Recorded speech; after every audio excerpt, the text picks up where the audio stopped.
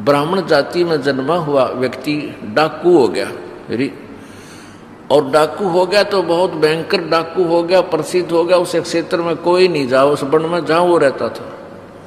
कहते हैं एक बार सप्तऋषि उधर चले गए और उस डाकू ने कहा कि तुम रुक जाओ, रुको तुम।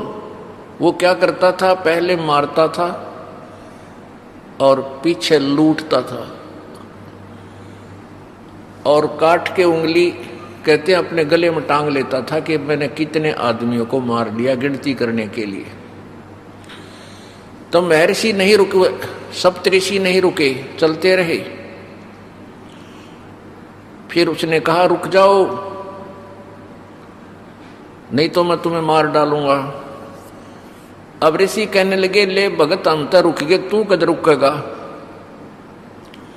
हम तो रुक गए, क्योंकि उन पूरी कॉन्फिडेंस के साथ उसका सामना किया, नहीं तो उसकी तब शक्ल देखते कि गिबत जाया करती इंसान की।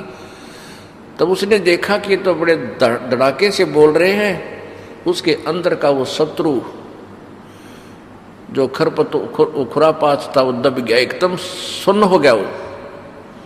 उसने पूछा क्या बात, कि हम तो रुक गए, तू कद रुकेगा ये जुल्म करने से?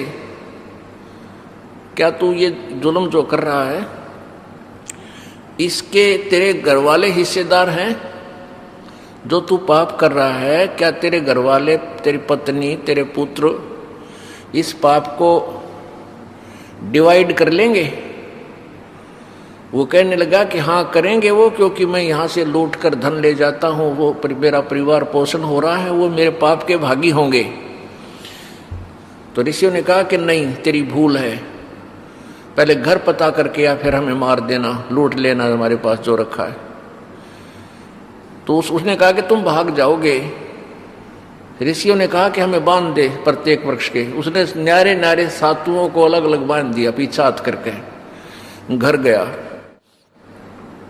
घर जाके उसने अपनी पत्नी से पूछा कि मैं जो ये पाप कर रहा हूं, क्या आप मेरा इसमें सहयोग देंगे, ये पाप के भागी बनोगे?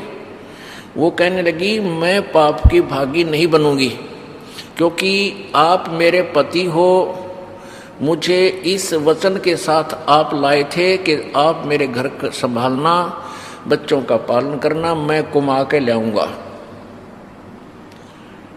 अब मेरे लेखे तू मजदूरी कर, मेरी तरफ से चाहे तू डाके मार, मैं अपना काम कर रही हूं, इस पाप का भागी तू होगा। फिर बच्चों से पूछा, बच्चे भी